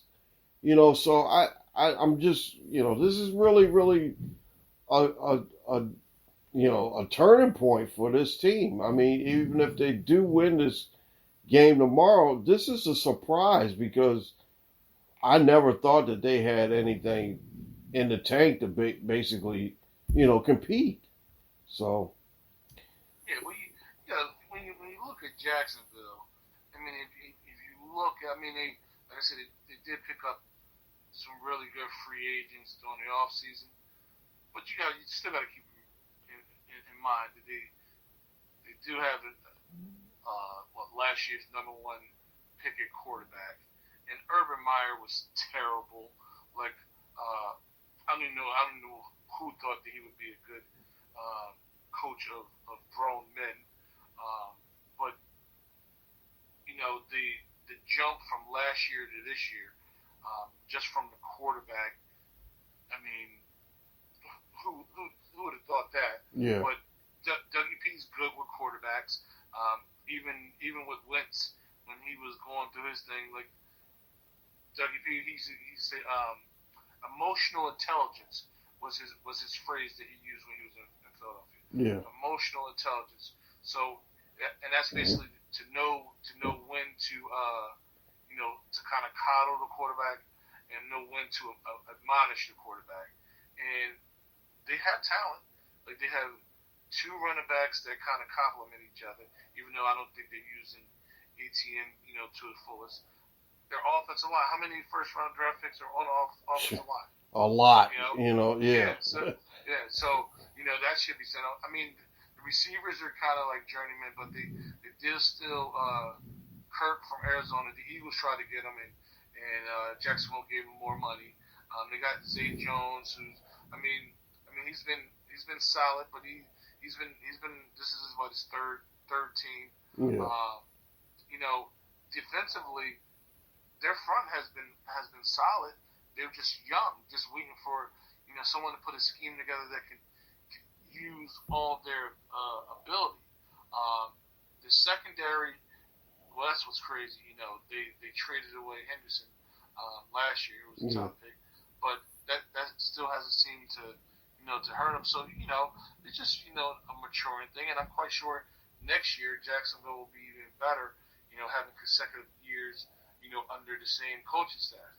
But the same thing goes for the Eagles. As for Jalen Hurts, like coming into the season, there was a lot of question marks because he really didn't develop as a quarterback throwing the ball. Because he was using his legs mostly. But then when you hear that he hasn't had the same, this is the first year he's had the same offensive coordinator consecutive years. I mean, that just shows you. So for the last 3 years in college and his first 2 years in the pros, he's had to learn a different offensive system. So now he had an off season not to have to worry about, learning verbiage or the playbook because he pretty much had it down. It was just to work on his mechanics and to grow with the offense, to know, okay, this receiver, the flanker's doing this, the split end is doing that, the tight end's going to be here, and to know what to look off, who's the hot route, and just study defenses and learning, what they're trying to do against them. So I mean, this week will be a big test because, quite frankly, if you look at the first 3 teams, Detroit tried to pressure him a lot, so it was a lot of man-to-man coverage. Well, they got man-to-man breaker receivers. So A.J. Brown had, a big game. The second week, the Vikings did the reverse. We're not going to pressure them as much. We're going to try to confuse them by putting a shell defense out there and make them find the receiver, in the zone. Yeah. And that's why he distributed the ball kind of evenly around. Well, the Commanders, they tried a little bit of both, and they were being a little bit too aggressive, so he threw the ball downfield, and Smith had a big game. So it'll be interesting to see what tactic Jacksonville deploys. I think they're going to go with sort of like a Tampa 2 defense, where they're going to put guys in coverage and try to let their front four do the work, and hopefully that kind of stops Hurts from running the ball. But like I said, he's matured greatly as a quarterback, and the team has kind of come along with it. So that was the only question mark, I think, for the Eagles as a team. The defense looked solid. They had a great draft. Shout out to Howie Roseman. He had a great draft. He picked up great free agents, and he built the team on the fly, because we were expecting, honestly, next year we were going to draft a quarterback. That's why he kept the 2 first-round picks. So now, if we have a quarterback, and New Orleans, has an off year, we could be in the playoffs and get a top 10 pick. Yeah. Then what are we looking at next year? You get a top corner, you get another a monster DN, or another young offensive lineman, to keep the ball rolling, or to get a running back that could run inside the tackles, outside the tackles, and catch the ball. Mm-hmm. So I just love seeing these two teams and the development, that happens when you have a good coach, even though they both have time management issues, but good coaches, and stick to a tried and true system. Like, you look at some teams and they're bringing, like we talk about Arizona. He brought a college offense to the pros. That's what the receivers aren't open as much. Yeah, exactly.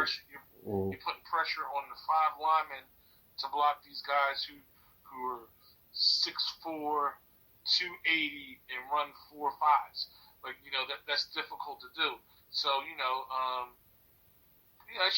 going to be a good game. It's interesting to see, but I just like the how the two teams developed. But it's fly Eagles fly all the time. E-A-G-L-E-S Eagles. So I'll be upset if Jacksonville wins. I'm not trying to hit. I'm not going to. Hey, it's at home. It's down the link. I'm expecting a W. I'll tell you. Well, like I said, it's going to be a great game, and it's like I said.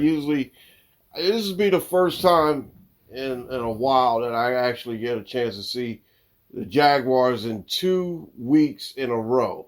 And that's rare, because we don't never see, I never see Jacksonville, I never see Jacksonville, I'll never see the Raiders, not unless they're playing, maybe in the evening, or if they're on the red zone. But, it's going to be a good game, and I think that either way, it's going to be okay.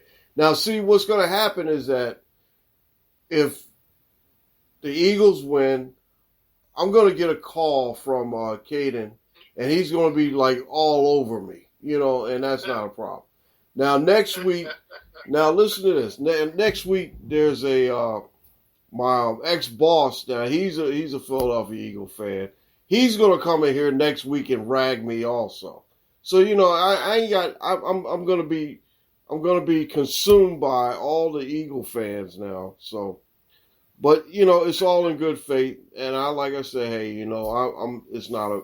It's good to just to joke around with all the fans and everything. So, right. So, but like I said, I wanted to tell you that I really enjoyed you for being here, and you got a lot of knowledge, man. And it's just that I had to sit back and just listen, because guess what? You had some great knowledge, and that was one of the things that it's good to hear when you bring someone on and they can basically steer the ship a little bit. Like I'm a Navy guy, so I know about steering the ship. So, it's like, it's okay if you could take the helm a little bit. So it's not a big deal. But I really, really appreciate it, man. Definitely. Yeah, I'm glad you taking this podcast to new levels. Every time I see you on here. You talk about guru, and I'm like, I'm the guru of the family. When you talk about you the guru, I'm the guru of the family. So But it's a good thing because we family. Yeah, I mean you can share the name too, so it's not. I'm a fair guy. I'm a good guy. And that's the thing. It's just that it's good to have relatives and cousins, and I figure I'm the luckiest guy in the world because I got a lot of cousins, a lot of family that I can call anytime. I got a cousin that lives out in California that does a podcast, and we call him the Black Goat West, and I'm the Black Goat East, and it's a lot of stuff, and it's a good thing because, like I said, I just really like when I can get a chance to talk with family and everything, and then have a good time. So, but like I said, I'm really I wish you guys a lot of luck, and definitely whenever you want to come back on, just let me know. So you're always welcome here. Okay, I might start my own podcast now. I enjoyed this. I didn't think I would enjoy talking. Well, I talk sports every day, so that's nothing new. But to be on a podcast, to actually express yourself as more of a conversation more than an argument. It's refreshing. Yeah. So I definitely enjoyed myself, and yeah, I love to come back on and bust it up with you some more. Anytime. But like I said, it's that. See, that's the thing. It's like with me, I'm always to the point where there's no, we don't have to sit down. There's no argument. It's with the way the world is and way with stuff out there is going on. They sit up there and they argue all the time. I ain't got time for that. I like to have a conversation about sports because that's what I do. That's what we like. We like sports. We ain't got time for all. We want that argument. You turn on that other stuff out there. So, but I totally planned on coming here and being the Stephen A of the family. You can be. Nah, you can be. That's not a problem. Nah. But here is like like what I always tell everybody, my guests and everything, that here is like a cool zone. I'm here to just make sure that we sit down and have a great conversation about sports. No, you don't have to argue. I mean, it's like we're family, and just everybody here is welcome. So that's one of the things that I always try to make sure that the people that come on are welcome and they feel as though that they're like family. Even if they're not family, I make them feel like family. And like I said, the guy that I had on the first episode, Dan, he lives down in Mississippi, and he's a good guy. And I told him, I said, he's just like family now. He can come on anytime as well. So, everybody. So, I just like just talking sports and, just having a good time talking about it. So, but now I appreciate it, James, and like I said, I'll definitely send you the link and stuff after I finish up and get this thing all chopped up and ready to go. So, like I said, I really appreciate it. So you're listening to the Guru. Hold on a second. She jumped the gun. Anyway, that's my voice actress lady. She works when she wants to, but I appreciate her when she does come in. But anyway, I'll be talking to you soon, and one of what we'll do is we'll cut it up and make sure that I get it out to you as soon as possible tomorrow, because I usually try to get it done around maybe 7 in the morning or so when I get up. And it's going to be a good night because Saturday Night Live is coming back on. I gotta watch that too. So, and you know, I hear you. get all this stuff done. But I tell you what, folks, we're gonna take a break right quick. I'm gonna escort my guest out. We're gonna talk a little bit, and I'll be right back right after this. Do you have any shout outs you want to give anybody before you leave? Oh yeah, definitely. You know, when you're married, you always got to shout out your wife. Shout out to the wife. I love you, baby. You know, my 3 kids. You know, my mom. You know, everybody. But I can't get off without giving the Eagles chant. Oh, God. E-A-G-L-E-S, Eagles! All right, now, guys, y'all heard that. I'm subject to it because I allow this. But you know what? That's cool. I was going to play No One Likes Us, but that's okay. I couldn't find that one. So, and you know what? Next week, if the Eagles win, I'll play that for the other guest, because I know he'll probably want to hear that too. So, all right, guys, you guys hold on a second. We'll be right back, and thank you once again, cuz I appreciate it, and I just wanted to let you know that I appreciate you. I hope everybody's well. We love you, and we'll definitely, like you said, we'll touch base and we'll get together soon. As soon as hopefully it won't be any storms or anything like that. We'll definitely get together. All right, cool. All right, you guys hold on a second. We'll be right back. This is the Guru Talkin Sports podcast, episode 134. We're going to say goodbye to our friend here and cousin James Davis. You guys take care. We'll be right back right after this.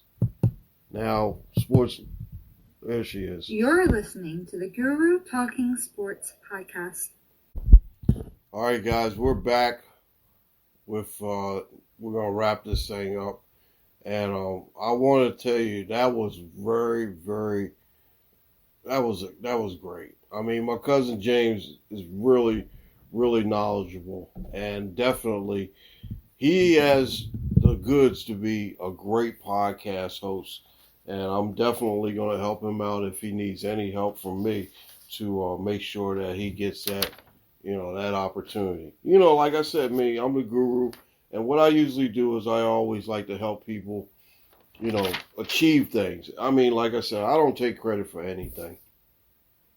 I just like when, people do good. I always give them credit. And I always make sure that, hey, if you can achieve something better than me, then, hey, that's a good thing. I don't have a problem with that. And like I said, he's really, really good.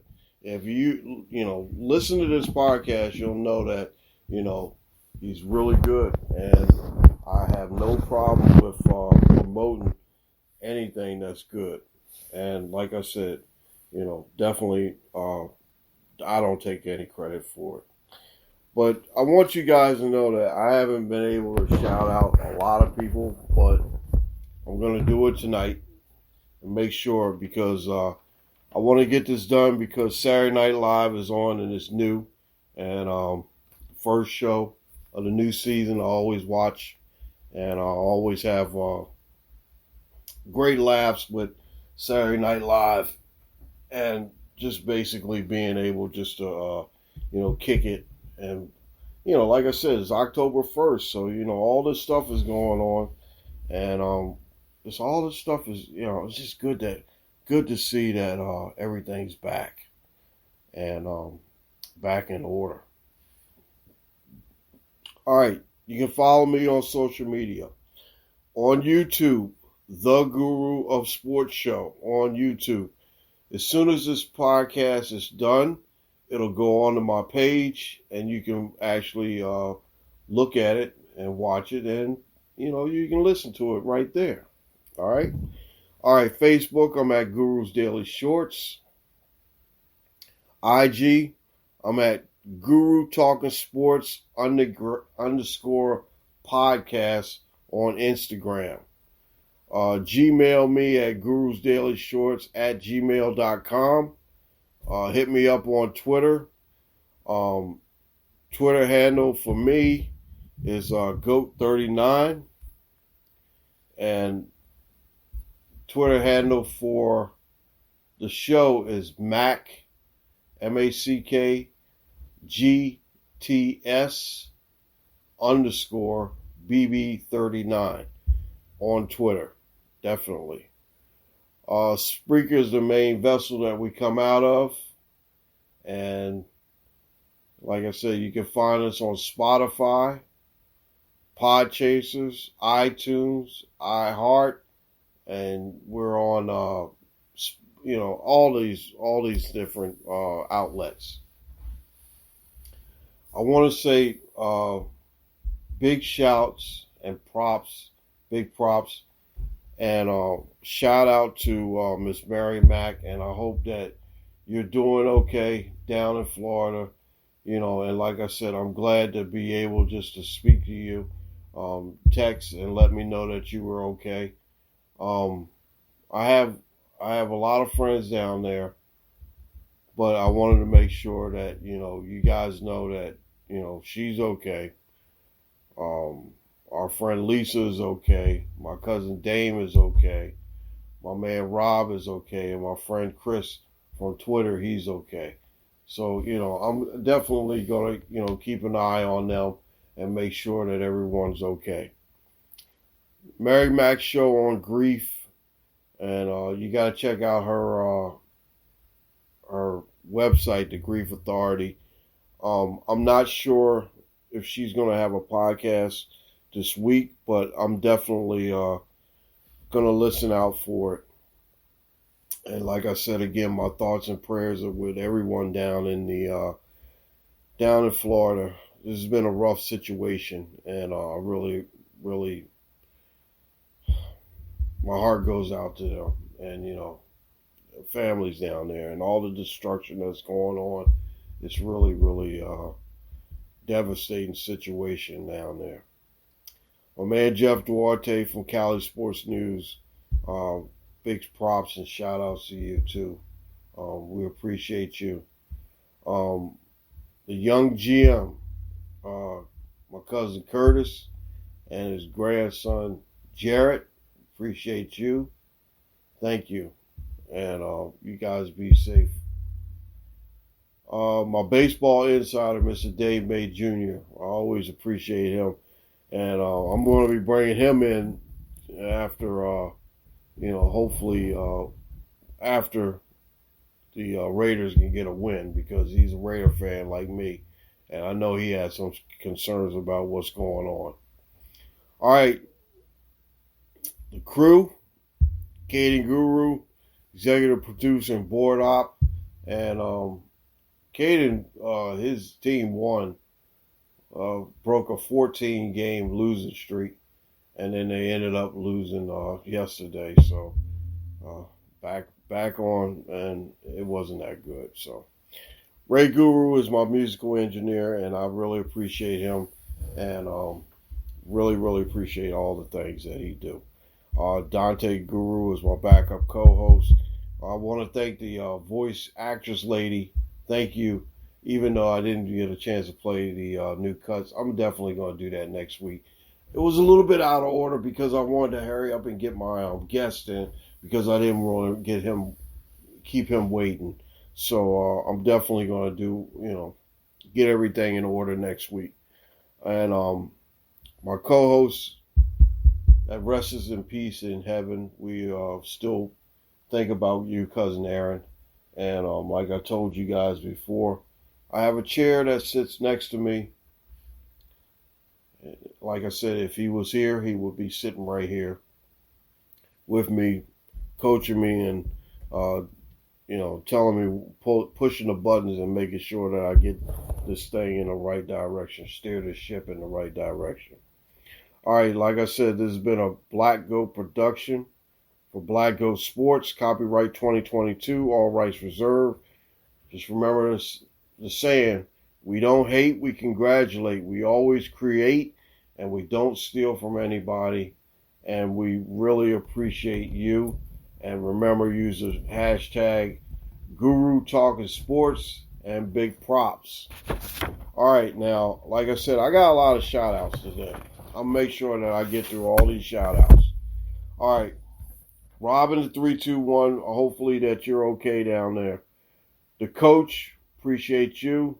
MP, Marie in Denver, Eric in Nova, Steve in Severna Park, JC in Calgary, Big Lair, Carla, Monica, Mariana, Mitchell, Dan from Mechanicsburg, my man Dixieland Dan, Hawaiian Tony Danza, Derek in Pittsburgh, Adriana, Senor Pantleg,